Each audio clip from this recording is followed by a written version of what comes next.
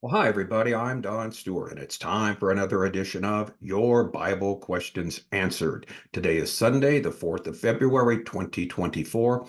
And today we're going to answer a couple of questions we often get about two different battles that are talked about in the book of Revelation. Revelation chapter 9, where it talks about a 200 million man army that wreaks havoc and actually destroys a third of the people of the earth. And Revelation 16, the campaign of Armageddon, where it talks about the kings of the east come to attack Israel in the last days. Now, this is what we believe a misconception by putting the two battles together.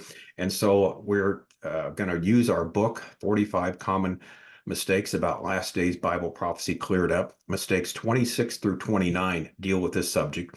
And we say there are four common mistakes made when Revelation chapter 9, the 200 million man army, is equated with Revelation chapter 16, Armageddon. And here's what the mistakes are at the get-go. Number one, Revelation 9 is not talking about a human army, it's talking about a demonic army.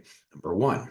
Number two, Revelation 16, the campaign of Armageddon, is definitely talking about a human army, not a demonic army. So they can't be referring to the same thing because you have two different participants. One, demons in chapter 9, two, humans in chapter 16. Mistake number three, the kings from the east, therefore, cannot be equated with the 200 million man army because they're two different battles, two different skirmishes. So you can't take the 200 million man army that's mentioned in chapter 9 and say it's the same army as the kings from the east in chapter 16. And plus, the fourth mistake, the East in John's day was never a reference to the Far East, whether it be China or Japan. And so four mistakes are commonly made when they compare Revelation chapter 9 and Revelation chapter 16 and say this is a last days battle, and we're to look for a large army coming from the East, possibly from China with 200 million men to attack Israel in the last days. All right, these are popular misconceptions, but we're going to clear them up now. First of all, the background, Revelation 9:13 to 15. With the introduction of the sixth trumpet of God's judgment upon the world, John heard a voice that sounded from the altar, the place of worship in heaven. Here's what he wrote. The sixth angel sounded his trumpet, and I heard a voice coming from the four horns of the golden altar that is before God. It said to the sixth angel who had the trumpet, release the four angels who are bound at the great river Euphrates, and the four angels who had been kept ready for this very hour and day and month and year were released to kill a third of mankind, right? Third of mankind, Revelation 9:13 through 15. So basically, an unidentified voice commands the sixth angel to release four destructive angels who had been bound at the Euphrates River. The release of these four angels will cause unimaginable devastation. A third of the human race is to be killed. And then we read about the 200 million man army. Number of soldiers on horseback was 200 million. I heard their number, Revelation 9:16. So 200 million soldiers arrive on horseback during this skirmish here. Now, this brings up a number of questions, of course, that come immediately to mind. First, should we assume this is a literal number? Is there an actual army of 200 million? Number two, the question revolves around the identity of the riders on the horses. Are they human or are they non-human?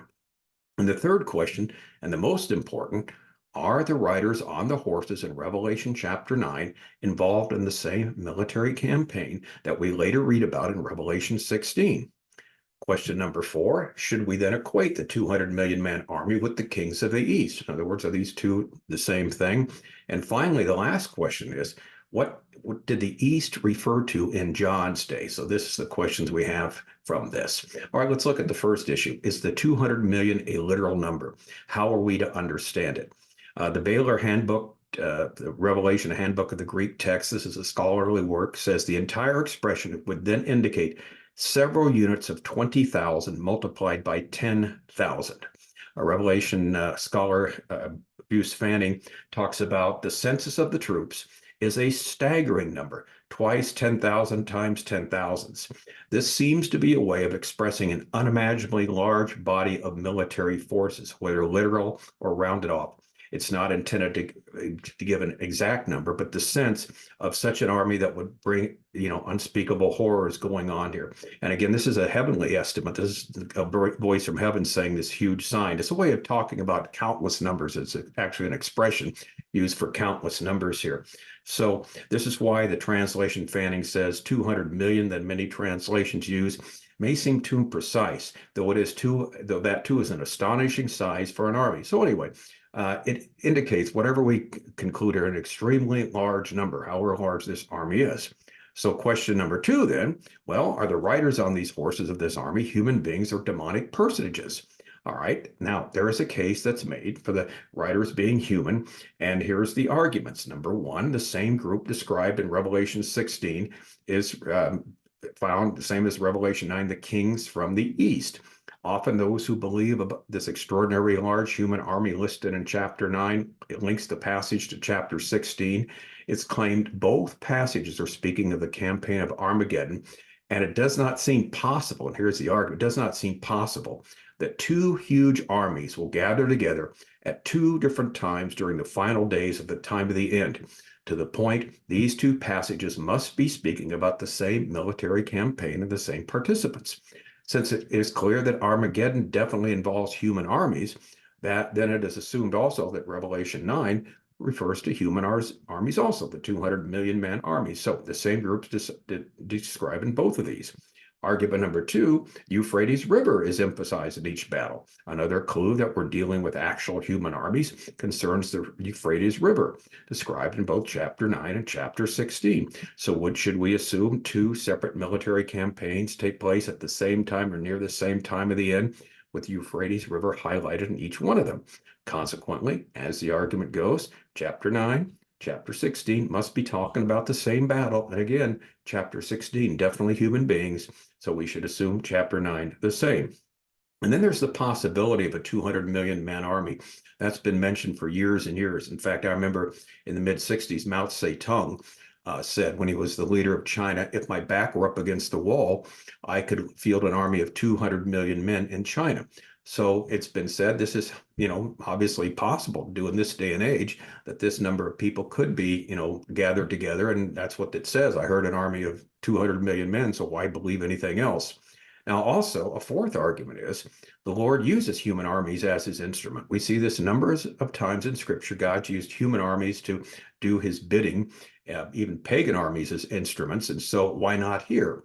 Since this is the time of the Great Tribulation, the final 7-year period, the time of Jacob's trouble, the 70th week of Daniel. So it's not out of the question that God would use a human army this large to destroy a third of the people of the earth. All right, and now the fifth argument, the weapons mentioned are a first-century description of modern weapons. Now, not everybody holds this idea, but it's sometimes contended that the weapons described in verses 17 through 19 in chapter 9 are John's best attempt to describe modern warfare given the limitations of his vocabulary in the first century. So these are the basic arguments that contend that Revelation 9 is a literal battle with human beings who number approximately or exactly 200 million. The great number is made up of kings from the east, seeing it's possible to field such an army today from the nations of the Far East. Well, it all makes good sense. But it really doesn't seem to fit the totality of the facts as we respond to it.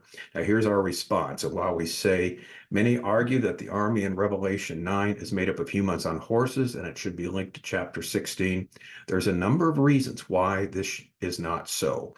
Number 1, the context makes it clear in chapter 9 that demons are in view. In verses 2 through 10 of Revelation chapter 9, we are introduced to demonic forces in the form of locusts. In other words, we previously have another description of a non-human army in the same context. For example, they are described as follows. The locusts looked like horses prepared for battle. They had what looked like gold crowns on their heads, and their faces looked like human faces, Revelation 9:7. In addition, this 200 million man army on horseback in 9:16 through 19 has a number of things in common with the locust army previously mentioned. We find both groups have breastplates, their tails inflict the pain, and they have features like lions. Again, this sounds like a description of a demonic army. Now, if the two groups are not exactly identical, they're very closely related, And since the first group is obviously a demonic army, remember the angels coming up from the abyss there, the four evil angels, it seems that naturally the second group is likewise non-human, because this is a context of demonic forces at work in the world at that particular time. Number two, and this is the one I think that really kills it, the argument that they're the same thing. In Revelation 9, we just talked about this. The armies kill 1/3 of humanity. 1/3 of all the people on earth were killed by these three plagues, by the fire, the smoke, and burning and sulfur that came from the mouth of the horses. Okay, so the armies that attack in Revelation chapter 9 kill 1/3 of humanity. Well, the problem is in Revelation 16, the carnage is limited to the invading forces who attack Israel. That's where, remember, God destroys the armies there, when he returns the sword from the Lord's mouth, and that's when the blood comes up to the horse's bridle. That's who's being destroyed here is not 1/3 of humanity. What's being destroyed here are the armies that come to attack the Lord. So it's not the destruction that are brought about by the demonic armies, and as in chapter 9, it's the destruction in chapter 16 of God doing it to the armies of human beings that are marching on Israel in chapter 16. So that right there seems to talk about the people who were killed in the context are two different groups. And the number 200 million, as many people argue, it's not really that plausible to have an army of 200 million people specifically fitting in that area of Megiddo there in Israel. It's a large area, large battlefield, and some great battles have taken place. But there's no way on earth you can have a 200 million man army fitting in there. And if you had the army of 200 million, what about the supply lines? What about all the people that have to supply the army that's coming in? Again, when you start thinking about it, it is really non-realistic to think an area that size, an army that big could fit in there. And there's something else to remember. The population of the earth has been depleted. Reason number 4 why it cannot be. Not only is the army not really feasible as it seems, the number 200 million, but by this time, earlier, Revelation 6:8, 1/4 of the population of the earth had been killed due to the judgment of the fourth seal. The rapture of the church took a number of people out. And so the population of the earth would be quite depleted at this particular time. Number 5, death is inflicted by the riders. By the horses, not the riders. This is another indication of the symbolic nature of the account, because the death is not inflicted by the people on the horses, but rather by the horses themselves. It's the mouth of the horses as well as their tails that are inflicting the pain, according to Revelation 9:19. For the power of the horses resides in their mouth and in their tails, because their tails are like snakes, having heads that inflict injuries. Revelation 9:19. So again, it's the horses, not the riders, who are inflicting the pain. And again, finally, reason number 6, the kings from the east does not refer to China. One of the main arguments for seeing the 200 million man army as human and not demonic as Revelation 9 is because it's equated with the military campaign in Revelation 16, specifically talking about the kings from the east. But where was the east in John's day? And the east was not referring to the far east, China and Japan. A scholar, Craig Keener, who has written the IBP Bible Background Commentary on the New Testament, says this: in the first century land of Israel, as well as the wider Roman Empire, the east meant Mesopotamia and Persia or Parthia, often in connection with fears of invasion and conquest from empires to the east. Every informed reader in the Roman Empire, especially in places like Asia Minor and the Syria-Palestine area near the Parthian border, would understand the kings of the east as the Parthians. The river Euphrates was the boundary between the Roman and the Parthian Empire. Parthia is located in what's modern-day Iran. Its territories would also include countries like modern-day Iraq and Turkey. So it seems like the armies come from that area. Furthermore, and this is also important, we should not assume that these armies come only from the east. Indeed, in the same context we read, for they are the spirits of the demons performing signs who go out to the kings of the earth to bring them together for the battle that will take place on the great day of God, the all-powerful, Revelation 16:14. Notice that it says all kings of the earth are brought together for this battle. So in other words, what happens is the demonic forces here, at this particular time, gather these armies together to attack Israel to try one last time to destroy the Israeli people in the last days, which would, show that God's promises to Israel that they'd never be destroyed are thwarted. And it's that time when the Lord Jesus Christ intervenes. But it's the campaign of Armageddon in chapter 16. But it's basically all the kings of the earth, not just from the east, who's ever left now after all the fighting that's gone on, gathered together. And so one of the things we have to be concerned about is making uninformed comments about the Far East. Again, Butts Fanning, who's written the best commentary on the book of Revelation, says this: to prepare the way for the kings from the East. In the first century land of Israel, as well as in the wider Roman Empire, the East meant Mesopotamia and Persian or Parthia, often in connection with fears of invasion and conquest from empires to the East. Verse 12 speaks only of preparing the war. It does not explicitly declare that these kings will cross the river to do battle against God and his Messiah, but those details are added in verses 14 through 16 below. And then he has a very good warning here. It's unfortunate to read popular interpreters who look to the Far East and confidently speak of the Oriental rulers and forces from countries such as communist China or Japan, the land of the rising sun. In previous centuries, interpreters confidently cited the Ottoman Turks and other Muslims invading Eastern Europe or the Eastern powers to declare that these specific modern nations are the fulfillment of what John speaks of, have invariably been an embarrassment to prophetic interpretation in subsequent generations. Close quote. Now, that's true. You read a lot of 19th century literature, and the people were sure the kings from the East were going to be Turkey, the Ottoman Empire, because of its huge expanse at the time. And they thought that's it. There's no question that's who these kings from the East are. And of course, the Ottoman Turkey after World War I fell apart. So confident assertions, we've got to be careful of those, of saying is such and such country. All right, we don't want to be an embarrassment either by making similar mistakes in our identification. So again, all this is documented in our book, 45 Common Mistakes about Last Days Bible Prophecy Cleared Up. And it's problems or mistakes 25 to 29. And we're just going to conclude right now. I know I threw a lot at you, but you can look at it, download it all, read it, print it out, and think it through. Here's our conclusion. Number one, no doubt the number often translated 200 million men refers to an enormous army. However, to translate the Greek text as 200 million is perhaps being overly precise.